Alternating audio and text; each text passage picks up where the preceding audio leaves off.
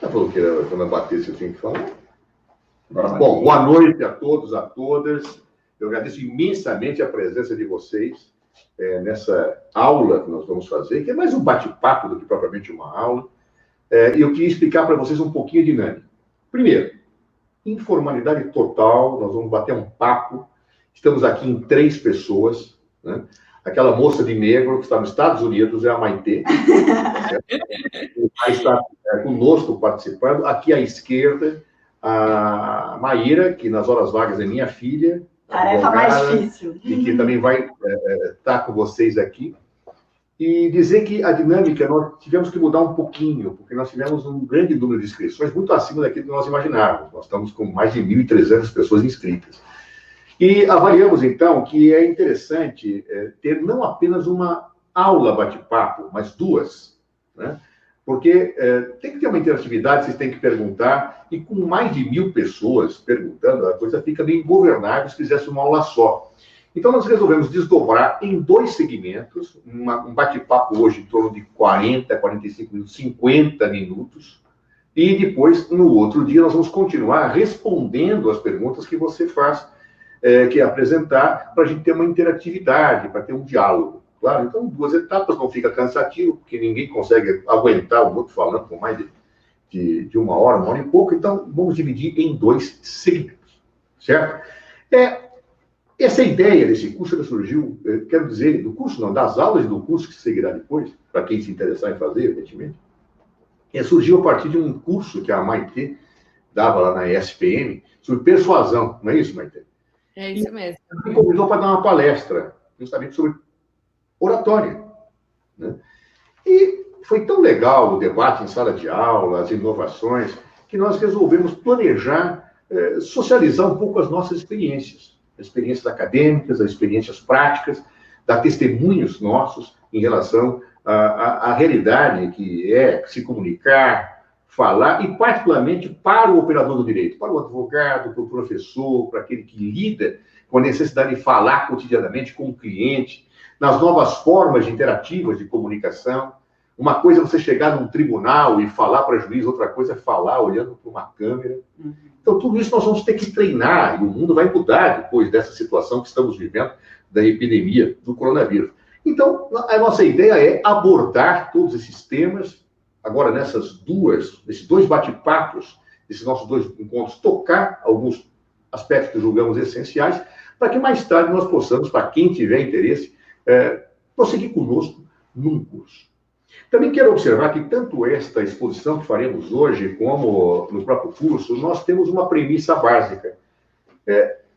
Quando se discute falar, se comunicar, não basta só prática, é necessário também teoria. A junção entre teoria e prática, da dialética em teoria e prática, os gregos chamavam de praxis. Uma praxis que efetivamente transforma. A ideia é justamente juntar prática e teoria, reflexão teórica e experiências concretas, para que nós possamos ter uma praxis transformadora de nós mesmos em relação ao bem-falar, particularmente para pessoas que são chamadas a isto diariamente. Uma outra questão que eu quero também já, preliminarmente, discutir com vocês, é que é muito comum as pessoas dizerem: eu não sei falar em público, eu não nasci para isto. Tem que ter dom. Outras vezes, quando você faz um discurso, a pessoa vem e fala para você: nossa, você tem o dom da oratória. Falar em público é dom? Você nasce com ele? Ou é treino? Eu usaria dizer que nem uma coisa nem outra. Claro? Há pessoas que têm uma inclinação natural e outras que não têm. Agora, se nem a pessoa que tem inclinação natural treinar, não vai acontecer absolutamente nada. É engraçado que as pessoas acham, eu não sei falar, então não sei porque eu não nasci com esse dom. Vocês acham que um jogador de futebol jogaria bem futebol se ele não treinasse? Você acha que o Pelé, o Maradona não treinavam? É claro que, às vezes, uma pessoa treina muito e não chegará ao ponto de uma pessoa que tem uma inclinação natural para isso. Eu dou um exemplo para vocês. Eu estudei piano 11 anos. 11 anos de piano. E não tenho nenhum talento. Mas então eu sempre me viro, eu toco lá. A pessoa fala, como você toca bem? Eu toco nada. Eu não tenho dom, mas eu me viro, eu engano. Né? Se tiver uma crise aí, eu tiver que tocar um pianinho à noite para fazer uns tocados, eu acabo me virando.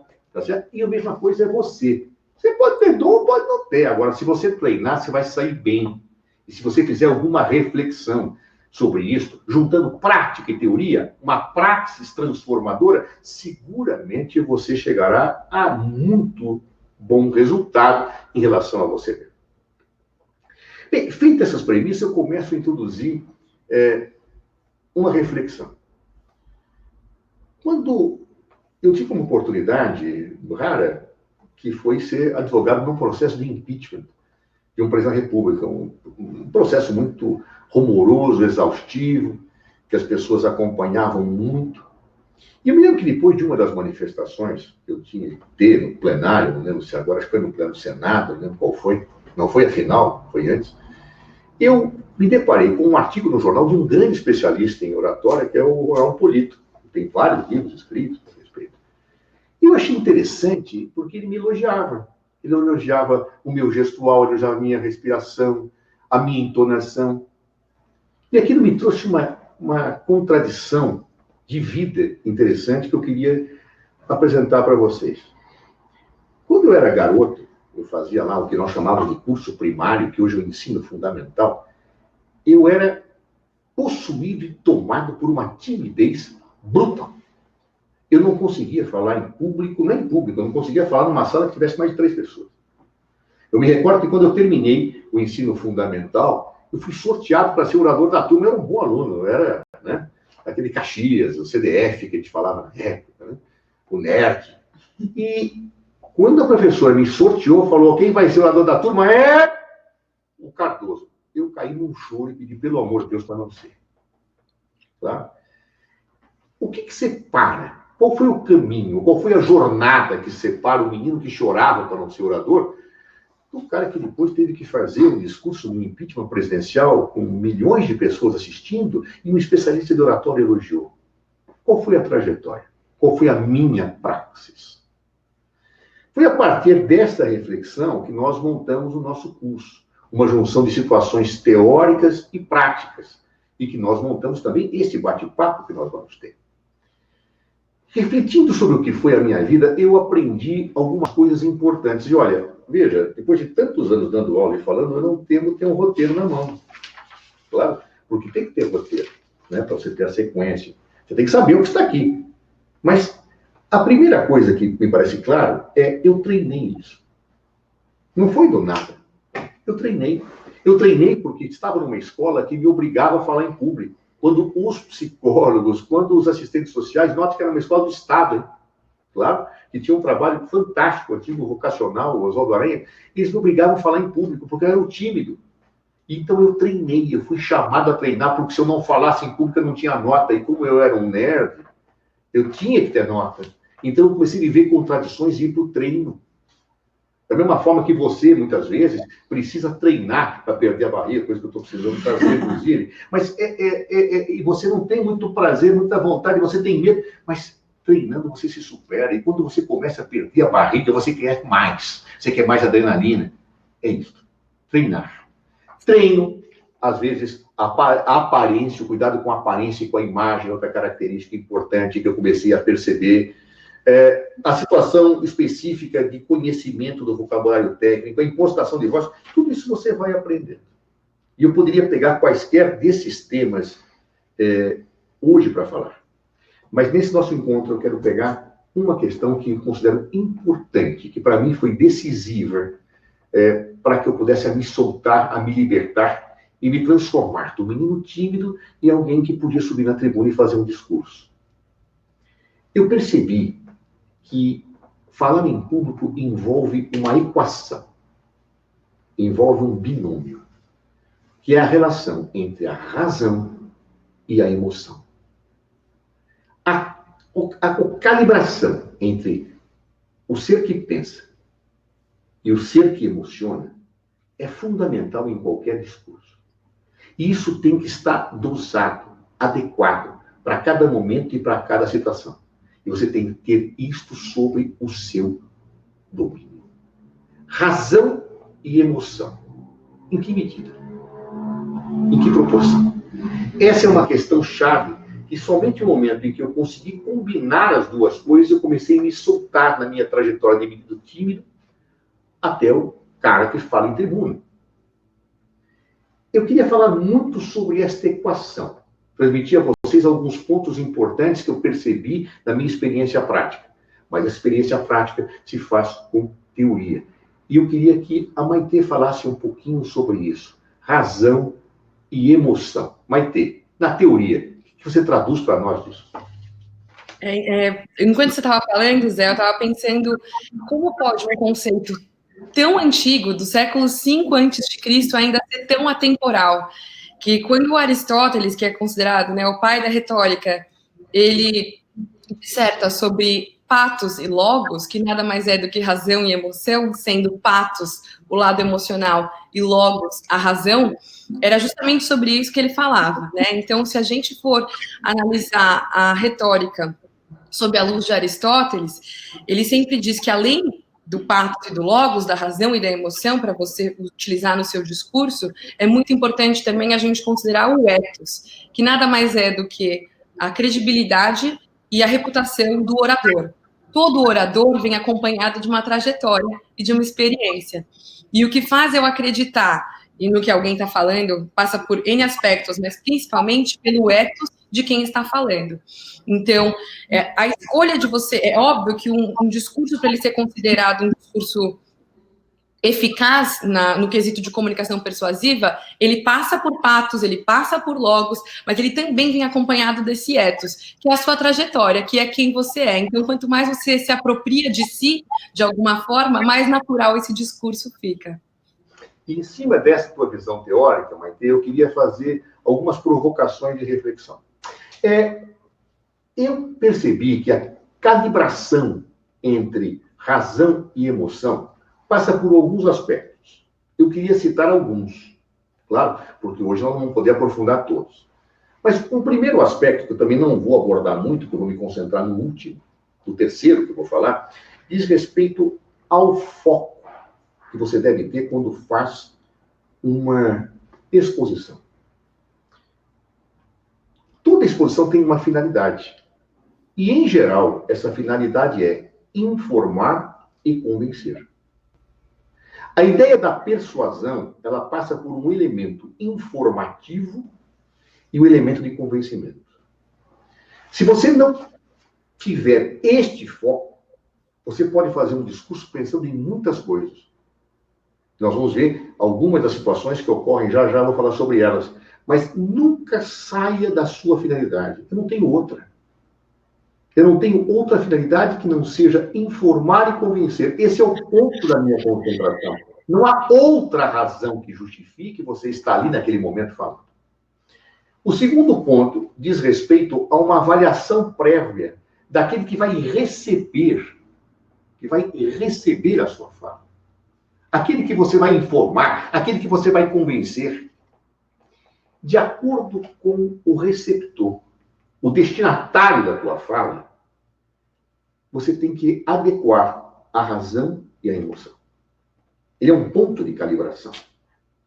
Ou seja, muitas vezes, um certo linguajar é apropriado para certos ambientes e outros não. É muito comum nós vermos um erro claro do falar em público quando a pessoa está acostumada a falar num ambiente e vai chegar no outro e não consegue, até porque não atentou para o universo diferente que você tem em vista. Uma coisa é eu fazer uma sustentação num tribunal, outra coisa é eu fazer uma exposição, por exemplo, para alunos de primeiro ano da faculdade. É muito comum, por exemplo, o professor do primeiro ano, eu costumo dizer, falar por escrito, utilizando uma linguagem compreensível para aquela pessoa que está lá, o que no tribunal seria factível. Então, o avaliar do destinatário é fundamental. Eu, normalmente, quando vou dar palestras, eu aprendi a perguntar para o organizador, quem está assistindo? É só a faculdade de Direito? Que ano que é? Ah, tem engenheiros? Isso muda o teu universo de análise. Não precisa nem mudar o conteúdo, mas muda a estratégia expositiva, muda o caminho que você vai utilizar. Mas eu vou deixar para mais tarde, para outro momento do nosso curso, para aprofundar exatamente esta questão de como se avaliar o universo, de como nós podemos informar e persuadir. Eu quero me ater hoje com vocês a uma questão que para mim foi fundamental.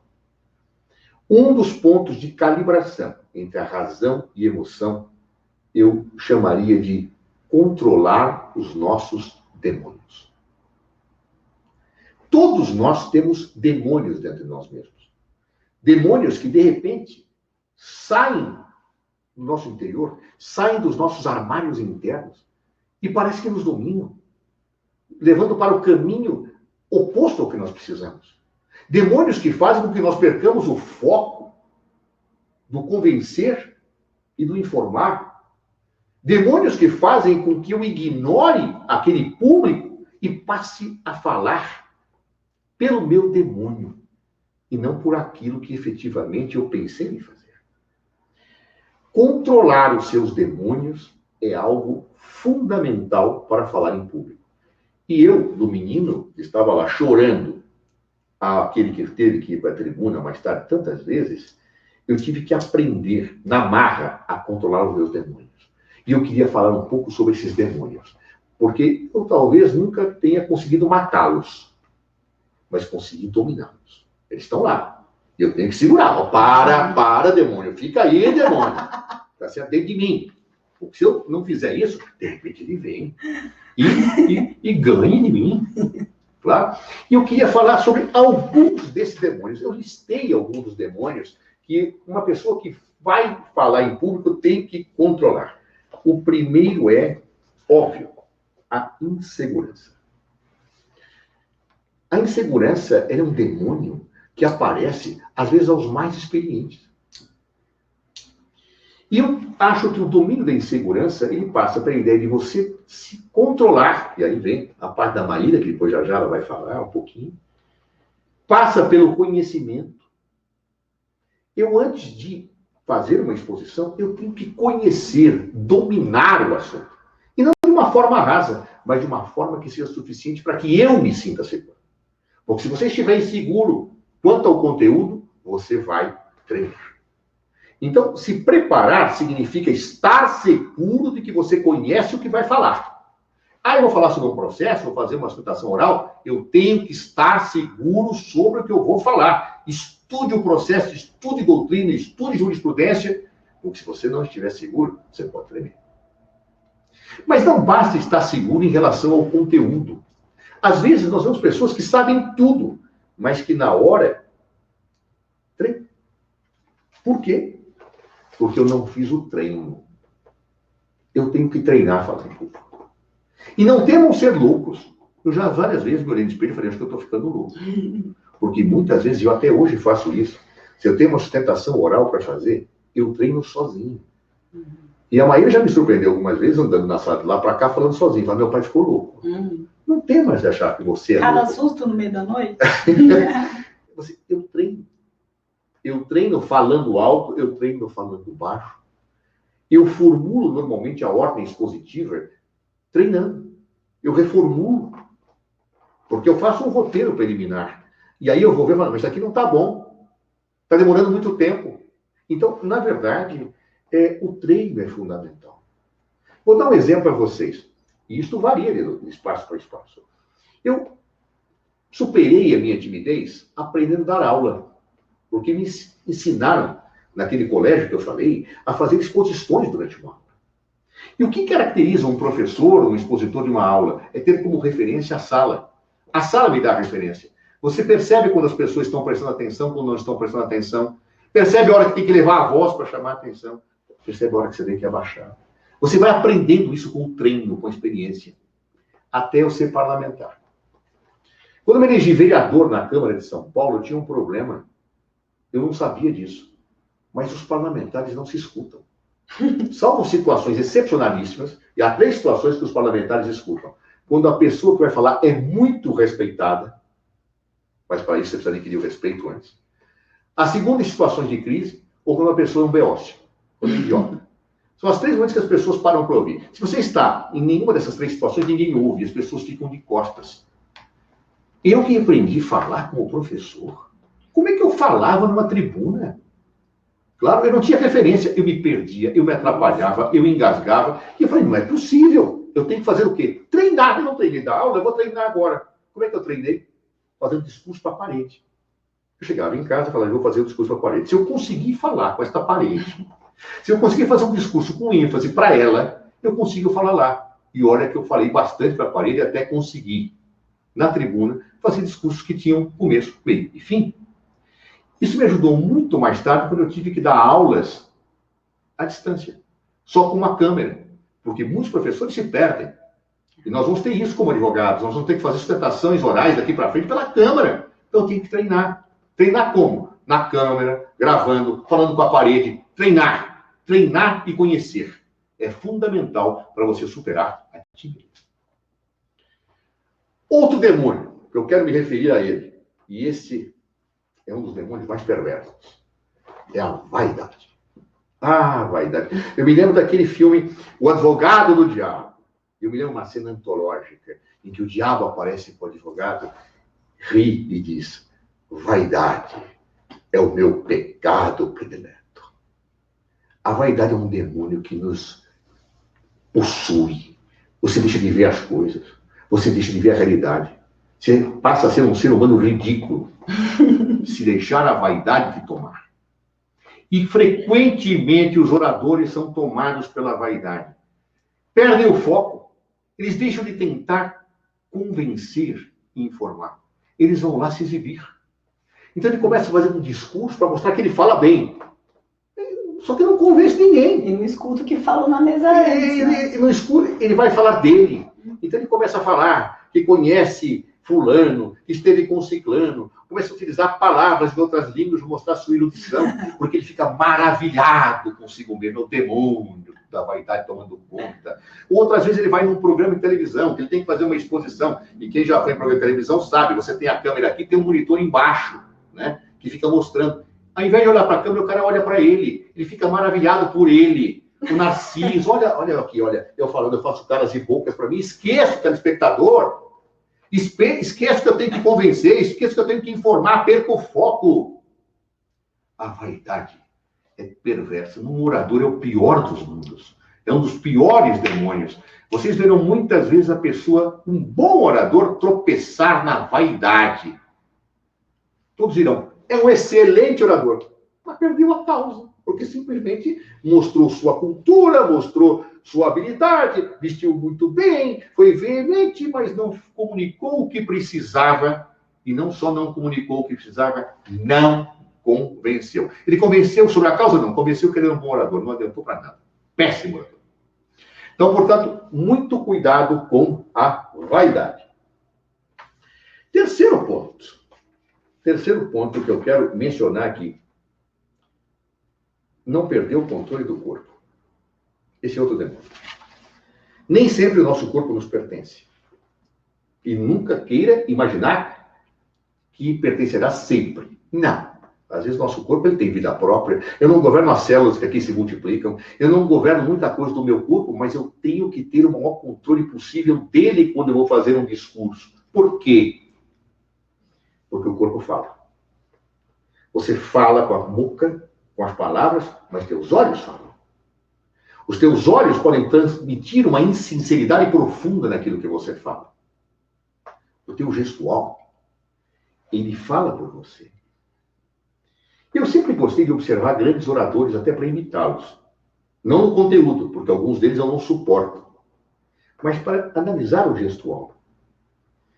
Uma pessoa que é das mais execráveis da história da humanidade, que eu pudesse riscar da história, eu arriscaria, mas que eu vi muitos dos seus discursos, para ver como é que ele levou tantas pessoas à demência e à loucura e à barbárie, é Adolf Hitler. Com uma vantagem, eu não entendo alemão. Então, quando eu vejo um discurso de Adolf Hitler, eu me concentro muito no gestual. É impressionante, é impactante. Os gestos.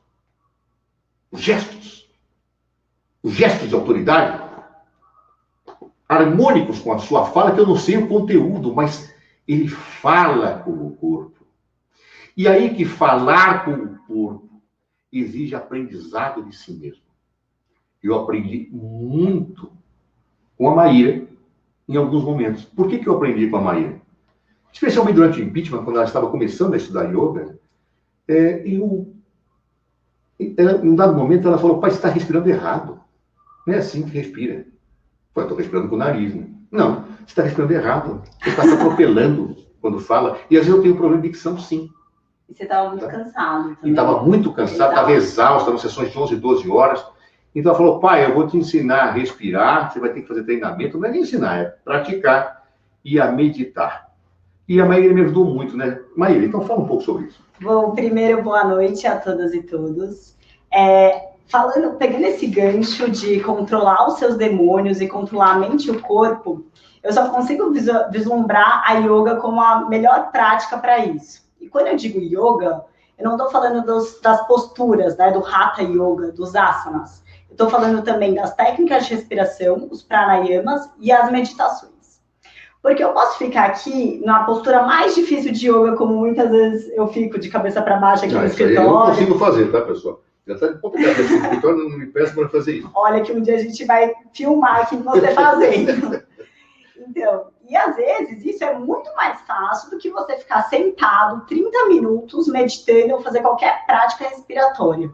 Por quê? Porque quando você está lá meditando, você está lá com você mesmo, você tem que lidar com a sua parte boa de você e com seus demônios. E a gente só consegue administrar esses demônios se a gente sabe quais são esses demônios. Por isso que o autoconhecimento e a meditação são fundamentais para isso.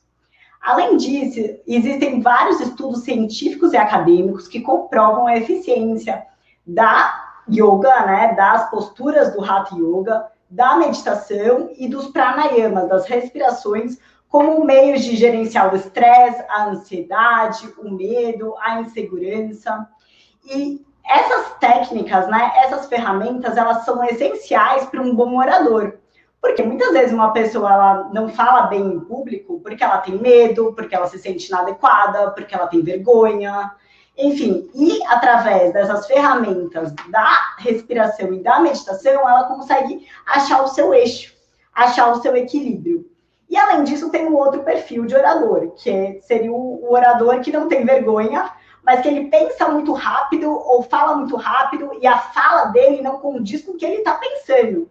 Então, às vezes, ele vai falar alguma coisa e fica assim, eufórico e até causa nas pessoas um sentimento de ansiedade. Então, é importante que a fala ela tenha um compasso harmônico com a respiração. E, além disso, né, a questão de gerenciar, né, essas ferramentas, elas são importantes também para você ter uma inteligência emocional, né, para você gerenciar suas emoções, o que é fundamental numa boa oratória, porque é fundamental que você não seja reativo, que você não responda com sentimentos, mas que você responda com técnicas, né? Mas olha, isso que a Maíra disse me leva a um outro demônio que eu já vou falar, que é o da agressividade. Mas eu queria ouvir um pouco a Maitê. Maitê, eu falei bastante de persuasão, você é especialista nisso, dá aula sobre persuasão, fala da teoria sobre isso. Fale um pouquinho sobre tudo isso que eu falei, da minha experiência prática e das minhas dicas de calibração em relação a controlar os seus demônios com uma forma de equacionar a razão e a emoção. Enquanto a Maíra estava falando, e você também, a minha cabeça foi longe no quesito até mais básico da teoria da comunicação, que é partir da premissa que a gente tem um emissor e um receptor. E que entre o emissor e o receptor, a gente tem a mensagem. Essa mensagem, ela passa por repertórios diferentes. Então, se um emissor é filho único de uma religião determinada, que cresceu no interior, e o receptor tem um outro perfil, tem um outro histórico, ele vai ter outro repertório. Então, se a gente não souber adequar o nosso repertório ao do interlocutor, o que a gente vai gerar? Uma dissonância cognitiva. Eu estou impedindo um processo de cognição para que ele aconteça. Ou seja, quanto mais eu me adapto ao repertório do meu interlocutor, mais eu consigo estabelecer uma comunicação eficiente. E essa adaptação, inclusive, se dá através do corpo, não só da fala, como a Maíra colocou, que é um fenômeno que a gente chama de isopraxismo ou de espelhamento, que é como, de uma certa forma, quando a gente tem uma comunicação não verbal, inclusive a nossa postura corporal, quando a gente vem em discussão de relacionamento, por exemplo, entre casais, a pessoa está falando, ela só está esperando a vez dela de falar de novo, ela não está exercitando uma escuta empática de fato ouvir o que o outro está dizendo. Ela fala, pode falar, eu estou ouvindo. Estou aqui, pode falar. Então, assim, minha vida já passou muito. Tô super prestando atenção aqui. Muito bom o seu comentário sobre o meu projeto, viu? Então, assim, é óbvio que você não tá aberto. É óbvio que você não tá prestando atenção. É óbvio que se você tá esperando a sua vez de falar e retrucar de novo. Então, quando a gente entende que a troca entre emissor e receptor, para que ela seja cognitivamente bem-sucedida, ela parte da premissa de que eu recebo mensagem, eu emito mensagem, esteja atento. Pratique o escuta empática na hora de ouvir a outra parte. E aí, existem técnicas que a gente pode utilizar, porque nem sempre a outra parte quer, de fato, ser escutada. Às vezes você está numa negociação. Às vezes você está negociando uma proposta para o seu cliente, você está negociando sua hora homem, salário, seja lá o que for. Então, existem maneiras e maneiras de você extrair essa informação sem que, de fato, você precise ser ou hostil ou exercer uma comunicação violenta. Olha, eu vou juntar um pouco o que a Maite acabou de falar, o que a Maíra falou, para falar do outro demônio que nós temos que dominar, que é o demônio da agressividade.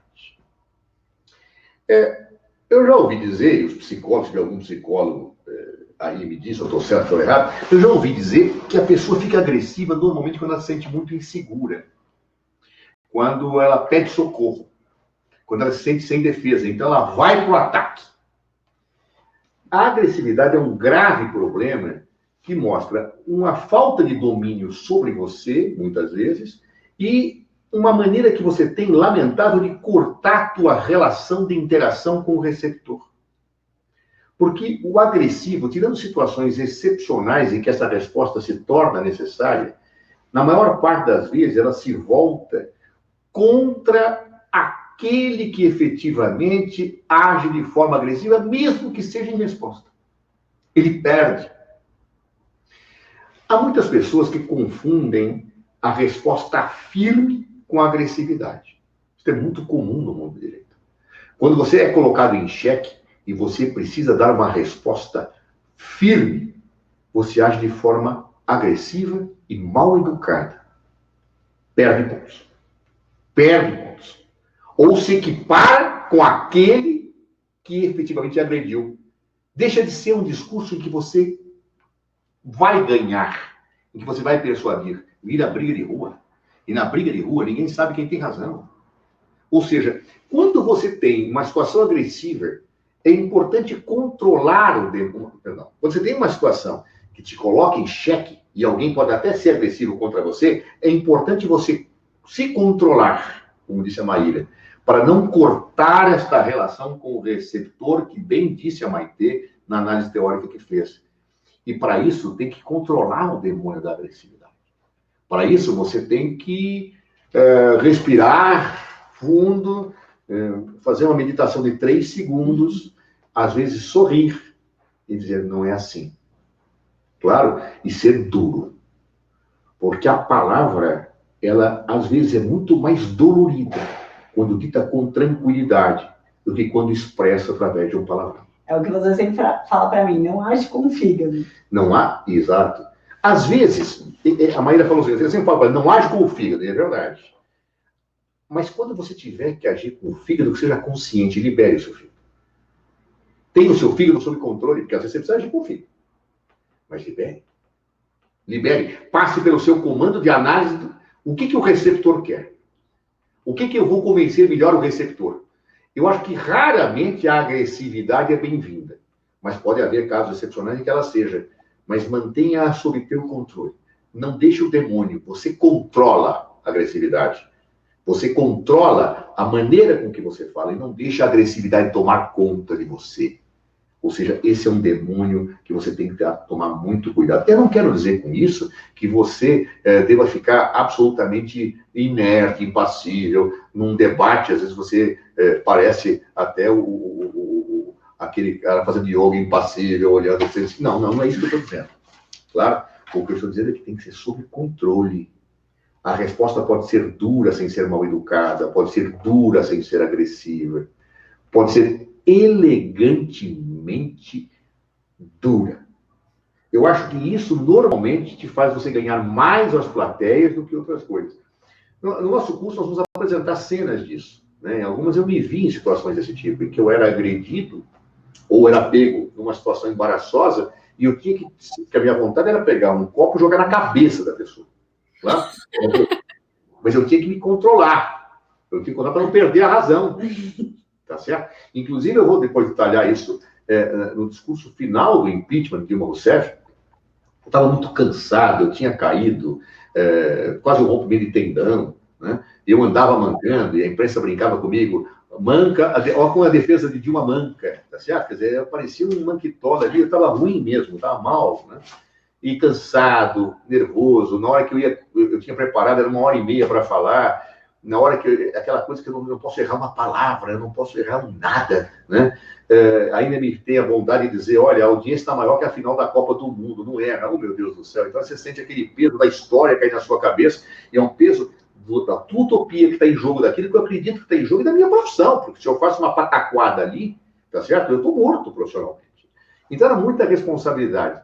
E naquele momento que antecedia, a minha ex-adversa, que era a professora Janaína Pascoal, ela fala algo que me tira do sério, literalmente tira do sério, quando ela menciona que estava fazendo aquilo para os bens dos netos da Dilma. Eu tenho uma relação pessoal, de amizade, sei o que foi o sofrimento daquele tempo, aquilo me deixou literalmente possesso.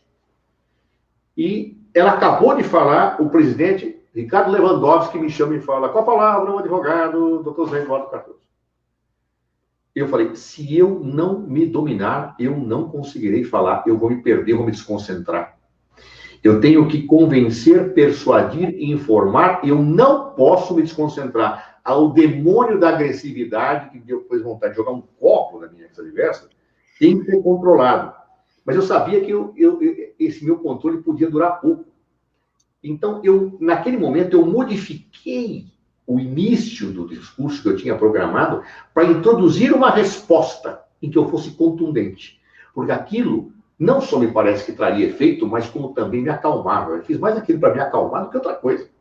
Tá certo? Então, depois, quando nós fomos estudar isso, eu vou mostrar o que me passou pela cabeça e a mudança que foi feita com uma forma que eu utilizei de mudar o discurso para me acalmar.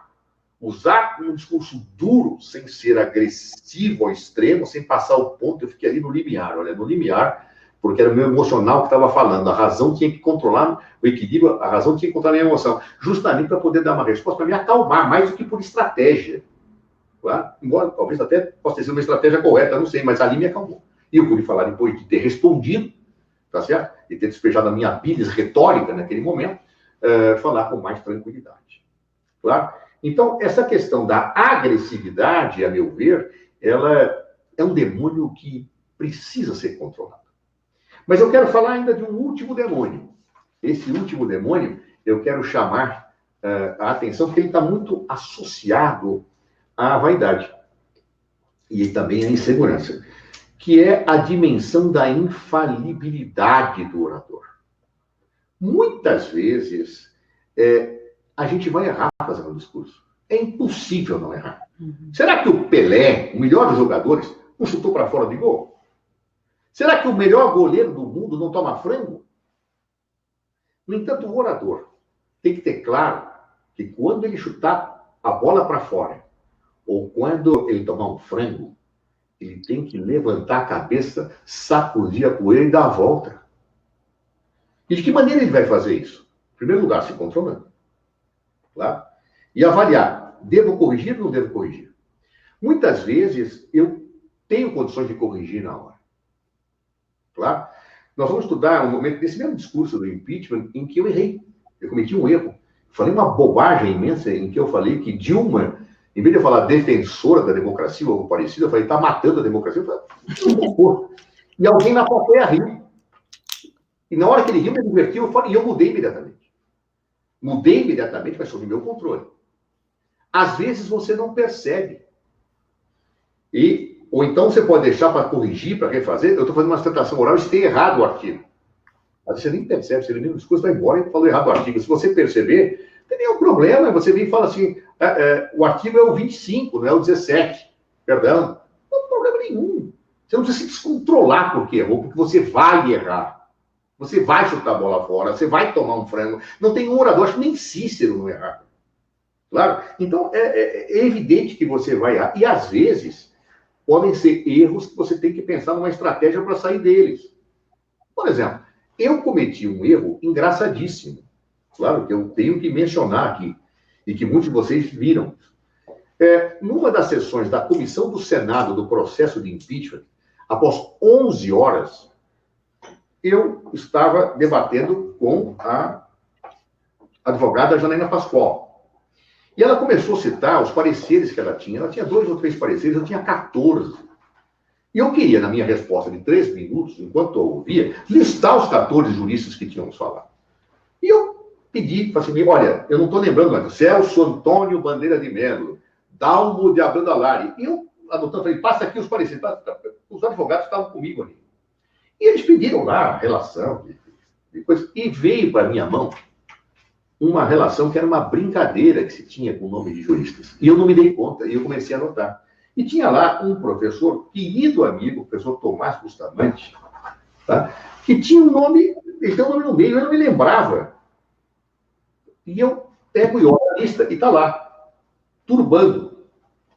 E eu escrevo, Tomás Turbando Bustamante. Eu pego, e na hora de ler os juristas, eu falo, nós temos os principais juristas, os mais renomados juristas, Celso Antônio Bandeira de Mello, Dalmo de Abreu Dalari, professor Tomás Turbando Bustamante. E não percebi a besteira que eu tinha falado. Aliás, estava todo mundo tão cansado que ninguém percebeu. Então não deu nem tempo de corrigir. Quando eu saio da sala, a assessora de imprensa falou assim, ô Zé Eduardo, que diabo de jurista é esse que você citou, Tomás Turbando? Está todo mundo perguntando da imprensa. Já tem nota em jornal. Eu falei o quê? Eu falei Tomás Turbando. Falei, não, pelo amor de Deus, eu sou Tomás Bustamante. Não, você falou Tomás Turbando. Eu falei, não falei. Eu tenho certeza que você falou. Não falei. Eu tive que ver a imagem gravada na TV Senado. Falei, meu Deus, eu falei Tomás Turbando. Meu Deus do céu. E agora? Isso é um processo de impeachment. Tá certo? E aí, a senhora imprensa falou assim, olha, tem gente especulando que foi uma estratégia para você atingir a Janaína. Estratégia, gente, isso é ridículo. Eu sou débil mental. Que estratégia? Falar Tomás Turbando para atingir aniversário? E estava uma especulação danada. Que diabo era aquilo que eu tinha feito ali, né? E ali eu pensei, falei, só tem uma saída. Tem uma saída que eu acho que eu demorei um pouco a aprender.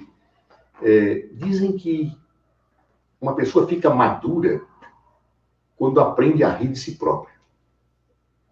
E eu falei, eu tenho que rir de mim mesmo. Não adianta inventar história, não adianta esbravejar, me passaram a lista errada, eu vou demitir quem passou. Ou então falar, é uma estratégia, pessoal, vocês não perceberam. Qualquer coisa ridícula. É óbvio que não tem desculpa. E que a verdade tem que ser assumida. Errou, caçapa, assume, sacode e dá a volta por cima. Claro. E eu tinha uma coletiva em si. Era evidente que ia me perguntar quem era o professor Tomás. Era evidente que ia me perguntar. Claro. Então, eu, óbvio, pensei, falei, não, eu vou assumir, eu assumo, claro. E aí, chegou na coletiva, primeira pergunta, doutor Zé Eduardo, quem é esse jurista que você citou, Tomás Turbando? Aí todo mundo cai na risada, jornalista. E eu falo, eu caí numa pegadinha que eu mesmo fiz. Chegou uma lista, tá certo? Tá aqui, professor, eu anotei, não notei o que eu estava falando, e tinha vários nomes engraçados de juristas, claro. E que eu errei. Gente, eu tenho que rir. Realmente, eu caí numa pegadinha que eu mesmo me fiz.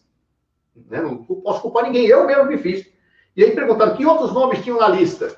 Falei, tinha a doutora Paula Tejano, tinha o professor H. Romeu Pinto, e todo mundo caiu na risada. Eu ri também de mim. Isso chegou aí para o Jornal Nacional. Mas eu acho que não afetou a minha imagem. Por quê? Porque eu assumi o erro. Eu ri de mim. Todo mundo erra. Você vai errar. Quantas vezes será que o Maradona foi dar um chute e caiu sentado de uma maneira ridícula? Tá? Que nem eu fiz. Minha preocupação maior naquele momento era falar com o professor Tomás. Falei, gente, é uma palhaçada que eu fiz.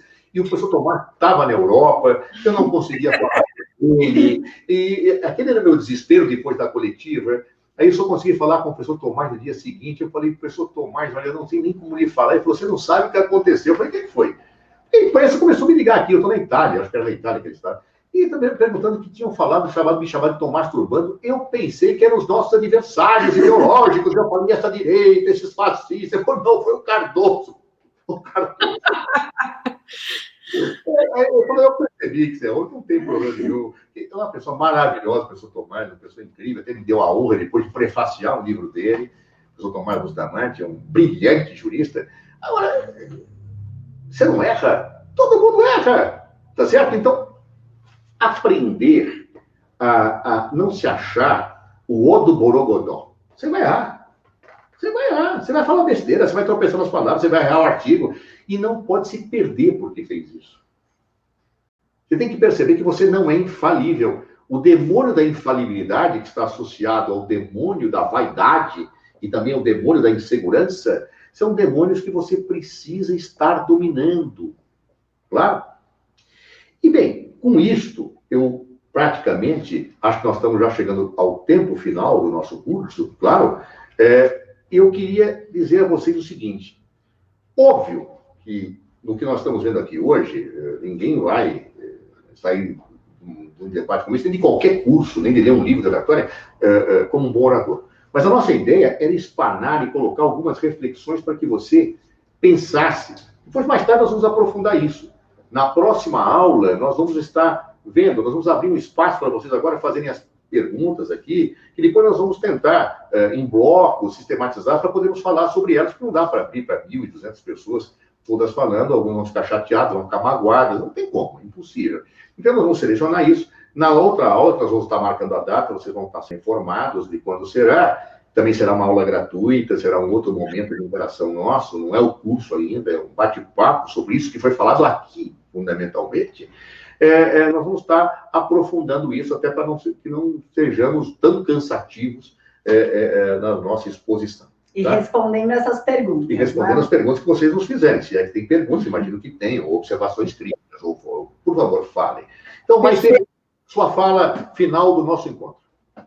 Gente, meu espírito se alegrou aqui com toda essa conversa. É muito bom quando a gente consegue, de alguma forma, endereçar assuntos que são densos e que são complexos, mas com a humanidade que eles merecem, né? Entender que se a gente sabe rir de si, transformar uma vulnerabilidade em potência, a gente consegue ir muito longe. Eu vou habilitar aqui o chat para as pessoas mandarem perguntas. A gente não vai responder aqui, conforme o Zé falou, apenas para recapitular. A gente tem mais 3 minutos aqui para todo mundo deixar as perguntas. A gente vai coletar, tratar esses dados, a gente vai chegar nas respostas e vocês vão receber por e-mail um novo comunicado. E depois, é claro, para aqueles que querem, enfim, embarcar nessa jornada não somente de conhecimento praxis, mas de autoconhecimento também, porque a gente passa muito por isso para ser um bom orador, um grande orador, a gente vai dar mais informações sobre o nosso curso. O tipo de assunto que a gente vai abordar, a precificação, todas essas informações mais técnicas vocês vão receber também pelo e-mail, tá bom? Então, eu vou desabilitar aqui as mensagens do chat. Vou deixar por mais 2 minutinhos só para a gente coletar essas perguntas. E é isso. Maíra.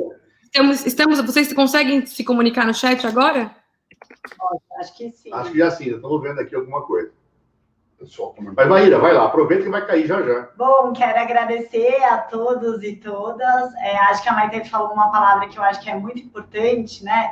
Que é vulnerabilidade. Eu acho que essa sociedade dos dias atuais, ela pede que a gente seja sempre forte, que a gente seja sempre produtivo. Só que para a gente ser forte e produtivo, a gente tem que abraçar a nossa vulnerabilidade.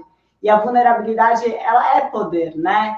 Então, eu acho que esse curso vem nesse sentido, pelo menos esse módulo que eu vou dar de autoconhecimento, de yoga, da gente saber as nossas vulnerabilidades e administrar as nossas vulnerabilidades da melhor maneira possível. Uma boa noite. E aí, pessoal, muito obrigado pela atenção de vocês. Nós estamos em plena quarentena. Espero que, pelo menos, essa nossa interação deixe um saldo positivo para as nossas vidas. Nós não sairemos dessa quarentena quando entramos. O mundo mudará muito. Nós temos que nos reciclar diante disso. E quem vai falar, saiba que vai ter que aprender a falar diante de câmera, vai ter que ter um monte de situações que nós pretendemos tratar e debater com aqueles que querem aprofundar conosco nessa questão. Eu não acredito que ninguém ensine ninguém. Um professor é apenas alguém que já percorreu um caminho que outros ainda vão percorrer. E, olha, eu sou professor desde os meus 22 anos de idade, quer dizer, não faz tanto tempo assim, né? Mas eu acho que eu aprendi mais como professor do que como aluno. A gente aprende mais. Então, portanto, escreva, coloque sua posição, isso nos faz refletir, nos faz debater com vocês, para que possamos, se vocês quiserem, continuar seguindo juntos essa jornada que eu vivi, saindo de um menino que chorava para não ser orador, até um cara que gosta de falar até demais, como eu estou falando agora, que vai acabar o tempo. Então, a vocês, muito obrigado por tudo, e prossigamos a nossa praxis, teoria e prática, somadas dialeticamente, na perspectiva de nos transformarmos para seres humanos que melhores atendam às nossas necessidades e os nossos ideais. Um abraço a todos vocês.